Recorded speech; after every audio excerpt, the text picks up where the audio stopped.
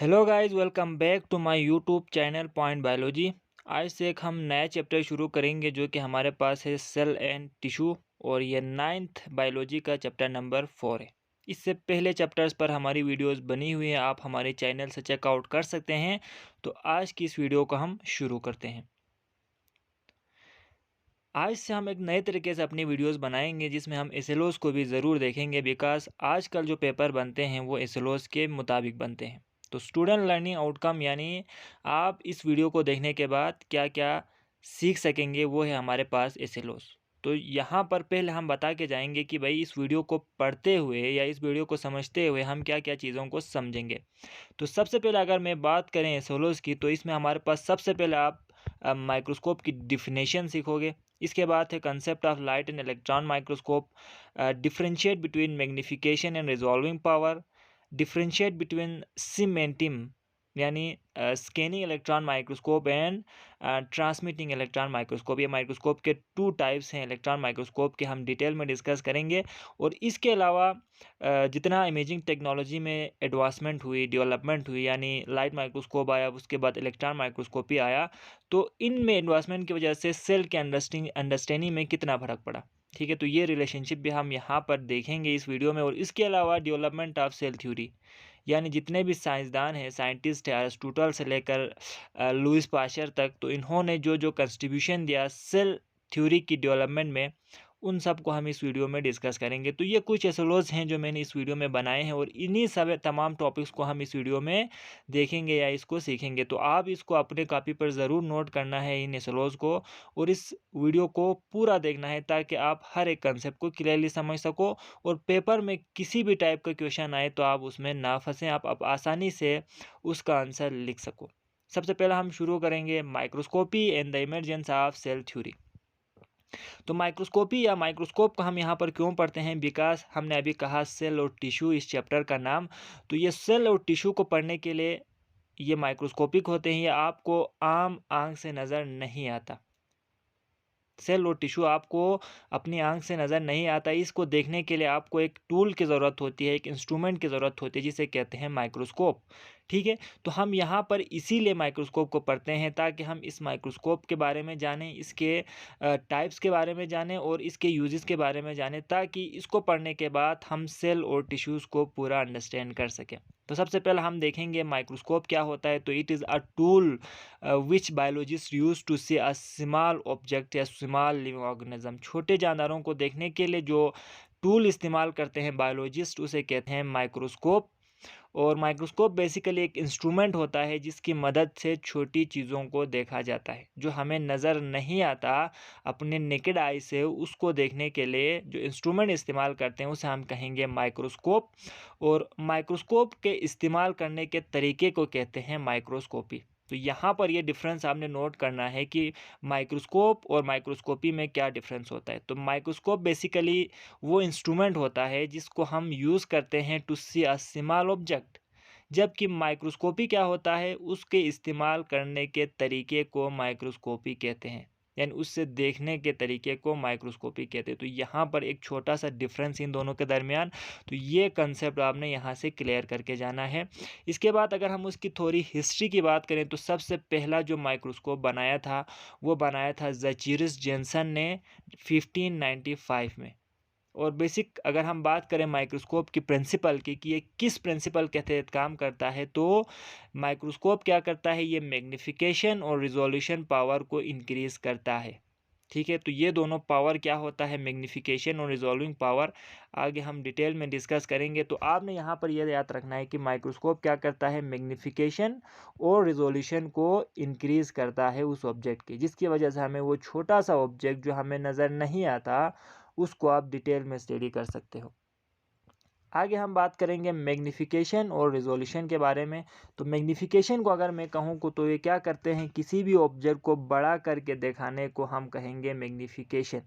ठीक है, यानी ये प्रॉपर्टी होती है उस इंस्ट्रूमेंट की, यानी माइक्रोस्कोप की ये प्रॉपर्टी है कि वो किसी भी ऑब्जेक्ट को अपने साइज से बड़ा करके दिखाता है, और इस प्रोसेस को कहेंगे हम मैग्नीफिकेशन। और दूसरा हमारे पास है रिजोल्यूशन या रिजॉल्विंग पावर। तो it is an ability of an instrument to show two objects separate apart. दो ऑब्जेक्ट को जो बहुत मिनिमम डिस्टेंस के साथ एक दूसरे के पास मौजूद थे, इन दोनों को अलग अलग दो ऑब्जेक्ट में दिखाना, इस सलाहियत को हम कहेंगे रिजोल्यूशन या रिजॉल्विंग पावर। ठीक है, इसको मैं दूसरी तरीके से भी डिफाइन कर सकता हूँ। The minimum distance that 2 point can be separated and be distinguish as 2 separate points is called resolution. फिर वही बात है, वो कम से कम फासला जिसमें आपको दो ऑब्जेक्ट सेपरेट नज़र आए या आप उसमें फ़र्क कर सको कि ये ऑब्जेक्ट ए है और ये ऑब्जेक्ट बी है, तो उस पावर को हम कहेंगे रिजोल्यूशन। देखो, हम जब माइक्रोस्कोप से देखते हैं तो बहुत ही छोटी चीज़ों को देखते हैं जो हमें नज़र नहीं आता। ठीक है, तो ये इतने छोटे होते हैं कि एक ऐसा डिस्टेंस आता है, कम से कम डिस्टेंस, फिर उसके बाद आप नीचे जाएंगे तो वो दोनों पॉइंट आपको एक ही नज़र आएगा। तो उस कम से कम डिस्टेंस जिसमें आपको दो डिफरेंट पॉइंट अलग नज़र आए, उसे हम क्या कहेंगे, रिजोल्यूशन कहेंगे। एग्जांपल मैं आपको देता हूँ ह्यूमन आई की, जिसका रिजॉल्विंग पावर है 0.1 मिलीमीटर।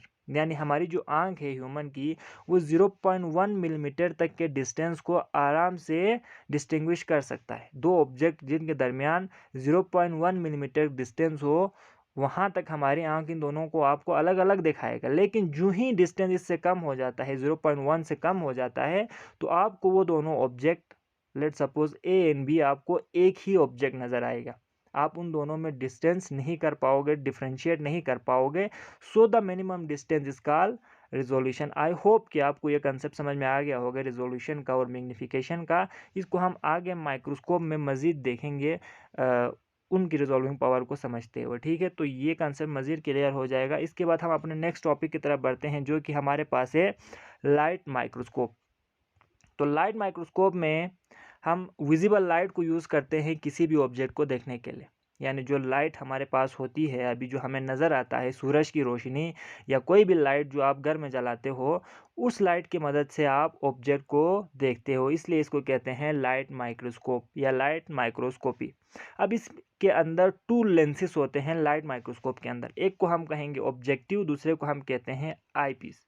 आईपीस एक ऐसा लेंस है जिसकी मदद से हम देखते हैं, और ऑब्जेक्टिव जिसके ऊपर हम उस ऑब्जेक्ट को रखते हैं जिससे वो बड़ा नज़र आता है। ठीक है, तो ये दो लेंसेज माइक्रोस्कोप, लाइट माइक्रोस्कोप के अंदर लगी हुई होती है, और इन दोनों लेंसेज की मदद से हमें ऑब्जेक्ट मैग्नीफाई होता है और हमें उसकी रिजॉल्विंग पावर बढ़ती हुई या उसकी रिजॉल्विंग पावर इंक्रीज होती हुई नज़र आती है। ठीक है, तो ये लाइट माइक्रोस्कोप है। और अगर हम इसकी मैग्नीफिकेशन की बात करें, कितना बड़ा करके दिखाता है, so it magnification power is 1500x। यानी ये ऑब्जेक्ट को अपने साइज से 1500 गुना बड़ा करके दिखाता है। तो आप ये सोच सकते हो, समझ सकते हो कि 1500 गुना कितना ज़्यादा है। अगर हम बात करें अपने मोबाइल की कैमरे की, तो वहाँ पर उनकी जो मैग्नीफिकेशन पावर होती है वो 10x तो होती है। और अगर हम सबसे लेटेस्ट मोबाइल की बात करें तो 100x तक अभी हमारे पास ऐसे कैमरे हैं जो 100 गुना बड़ा करके दिखाता है। सो इसके अंदर लाइट माइक्रोस्कोप की जो मैग्नीफिकेशन है वो कितनी है, 1500x, उससे 10 या 15 गुना ज़्यादा बड़ा है आम मोबाइल से जिसका 100x है। ठीक है, तो इनकी मैग्नीफिकेशन बहुत ज़्यादा है। और इसके अलावा इसकी रिजॉल्विंग पावर कितनी है, 0.2 माइक्रोमीटर। ठीक है, 0.2 माइक्रोमीटर तक के छोटे साइज़ के ऑब्जेक्ट को ये टू अलग अलग करके दिखाएगा। लेकिन इससे अगर ज़्यादा डिस्टेंस, कम डिस्टेंस के साथ मौजूद हो, 0.2 माइक्रोमीटर से कम डिस्टेंस पर हो, तो आपको वो दोनों ऑब्जेक्ट एक ही नज़र आएगा। ठीक है, तो इसकी रिजॉल्यूशन पावर और इसकी मैग्नीफिकेशन पावर आपने ज़रूर याद रखनी है। और इस माइक्रोस्कोप की मदद से, लाइट माइक्रोस्कोप की मदद से, आप सिर्फ सेल को बाहर से ऑब्जर्व कर सकते हो। ठीक है, आपको लिविंग सेल का सिर्फ बाहरी स्ट्रक्चर नज़र आएगा, यानी सेल वाल प्लांट है तो, और एनिमल है तो आपको सेल मेम्ब्रेन तक नज़र आएगा। उससे अंदर, सेल के अंदर जो साइटोप्लाज्म में जो कंटेंट है, आपको वो नज़र नहीं आएगा लाइट माइक्रोस्कोप की मदद से। इसके बाद अगर हम दूसरे इससे थोड़ा एडवांस जो माइक्रोस्कोप की बात करें, जो हमारे पास है इलेक्ट्रॉन माइक्रोस्कोप, तो इलेक्ट्रॉन माइक्रोस्कोप में बेसिकली क्या यूज़ होता है, fine beam of electrons use होते हैं। ठीक है, तो इसीलिए इसको कहते हैं इलेक्ट्रॉन माइक्रोस्कोप, बिकॉज इसमें हम लाइट को यूज़ नहीं करते, हम इसमें इलेक्ट्रॉन को यूज़ करते हैं। और जिस ऑब्जेक्ट को आपने देखना हो, उस ऑब्जेक्ट को आप वैक्यूम में रखते हो। ठीक है, तो ये कंसेप्ट आपने अपने दिमाग में रखना है कि इसमें हम वैक्यूम यूज़ करेंगे, यानी एयर को निकाल के एक खाली जगह इस्तेमाल करेंगे जिसके ऊपर आप स्पेसमैन को रखोगे और उसके ऊपर आप इलेक्ट्रॉन के बीम गिराओगे। ठीक है, तो वो इलेक्ट्रॉन के बीम इससे गुजरने के बाद आपको स्क्रीन पर उसका structure, 3D structure, 3 dimensional structure आपको दिखाएगा। ठीक है। और इस इलेक्ट्रॉन माइक्रोस्कोप के अंदर इलेक्ट्रोमैग्नेट यूज़ होते हैं, लेंस इस्तेमाल नहीं होते। लाइट माइक्रोस्कोप में लेंसेज लगे होते हैं, लेकिन इलेक्ट्रॉन माइक्रोस्कोप के अंदर इलेक्ट्रोमैग्नेट्स लगे होते हैं, यानी मैग्नेट की मदद से इमेज बनते हैं और उस इमेज को स्क्रीन पर आपको नज़र आता है। आपको देखने की भी ज़रूरत नहीं है, आपने स्पेसमैन को, उस ऑब्जेक्ट को इस इलेक्ट्रॉन माइक्रोस्कोप के अंदर रखना है और वो आपको इसका मैग्नीफाइड स्ट्रक्चर स्क्रीन पर दिखाएगा। अगर हम इसकी मैग्नीफिकेशन पावर की बात करें तो वो है 10 लाख एक्स, यानी अपने साइज से 10 लाख गुना बड़ा करके दिखाता है। तो बहुत ज़्यादा मैग्नीफिकेशन पावर है। इसी वजह से आपको सेल के अंदर के कंटेंट, न्यूक्लियस, इवन कि आप जो क्रोमोसोम के अंदर जो न्यूक्लियोटाइड है उस तक को देख सकते हो। तो बहुत ही ज़्यादा अंदर तक आप इसके स्ट्रक्चर को बड़ा करके ये दिखा सकता है सेल के।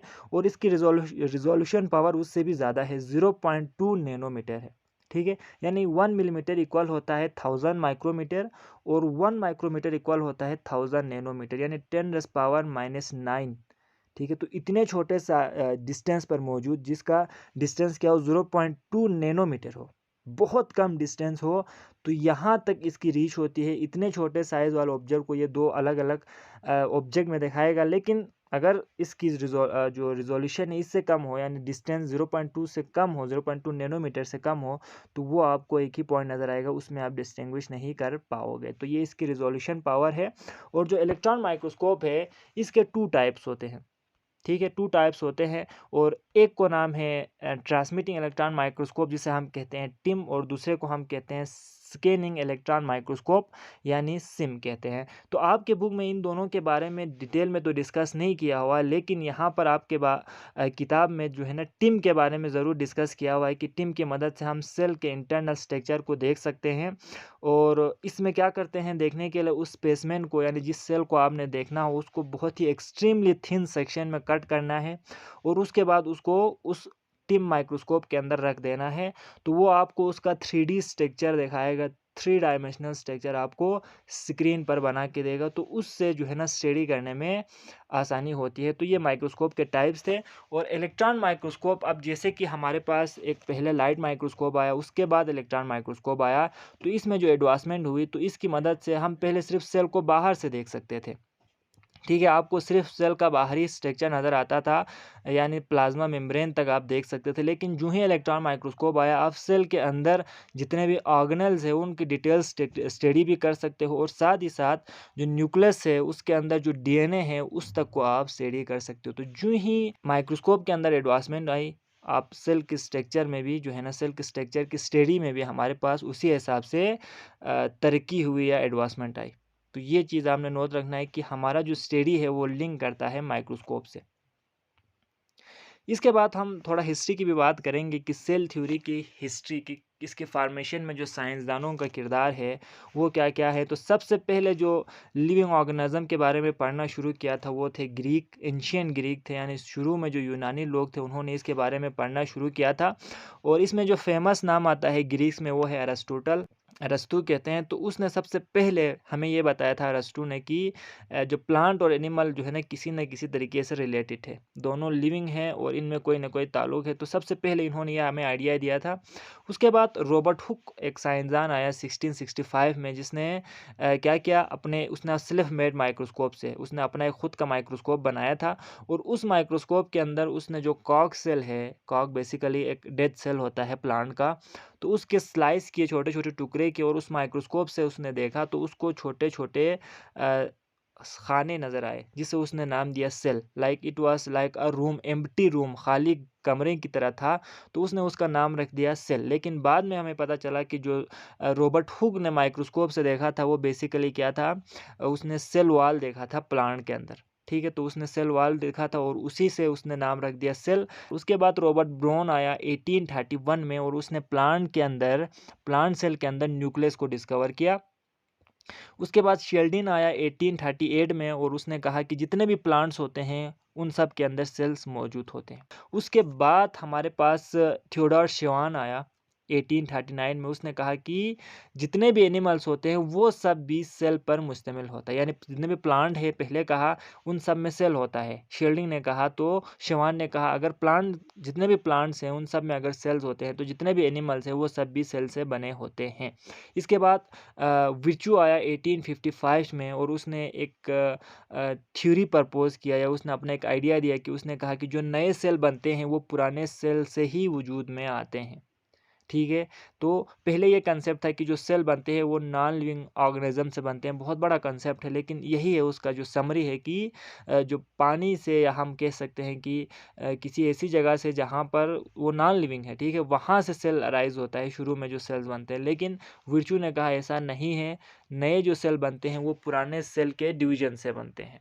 ठीक है, और इस बात को 1862 में लुईस पास्चर ने साबित भी किया था कि उसने जो माइक्रो ऑर्गेनिज्म है यानी बैक्टीरिया है उसकी स्टडी की, तो उसको पता चला कि एक बैक्टीरिया दूसरे बैक्टीरिया के डिवीजन से बनते हैं। ठीक है, तो इस तरह जो विर्चू का जो आइडिया था वो यहाँ पर प्रूफ हो गया। तो जितने भी अभी हमने साइंसदानों के कंट्रीब्यूशन की बात की, किसी ने कहा कि एम्प्टी स्पेस होता है जिसे सेल कहा, किसी ने कहा तमाम प्लांट में सेल्स होते हैं, किसी ने कहा तमाम एनिमल्स में सेल्स होते हैं, किसी ने कहा सेल के अंदर न्यूक्लियस होता है, किसी ने कहा नए सेल पुराने सेल से ही वजूद में आते हैं। तो इन सब को समराइज करके एक थ्योरी बनाया गया जिसे कहते हैं सेल थ्योरी। ठीक है, तो इसके 3 पोस्टुलेट्स हैं सेल थ्योरी के। सबसे पहला ये है कि जितने भी लिविंग ऑर्गेनिज्म हैं वो बने होते हैं सेल से। All living organism are made up of cells. उसके बाद सेकंड पोस्टुलेट ये है कि a cell is a structural and functional unit of organism, यानी एक ऑर्गेनिज्म अगर है तो उसके जितने भी फंक्शन वो परफॉर्म करता है वो सेल परफॉर्म करता है, और उसके जितने भी स्ट्रक्चर, उसका बॉडी स्ट्रक्चर बना हुआ है वो भी सेल से ही बने होते हैं। ठीक है, तो cell is the basic unit of life जिसे कहते हैं। तो फंक्शन भी वही सेल करता है और उसके स्ट्रक्चर भी उसी सेल से बने होते हैं। और द लास्ट वन इज कि जितने भी नए सेल बनते हैं वो पुराने सेल के डिवीजन से बनते हैं। तो सेल थ्योरी, जितने भी इन साइंसदानों ने जो बातें कही थी इन सब को समराइज करके सेल थ्योरी बनाया, और उसमें ये तीनों पोस्टुलेट्स हमारे पास मौजूद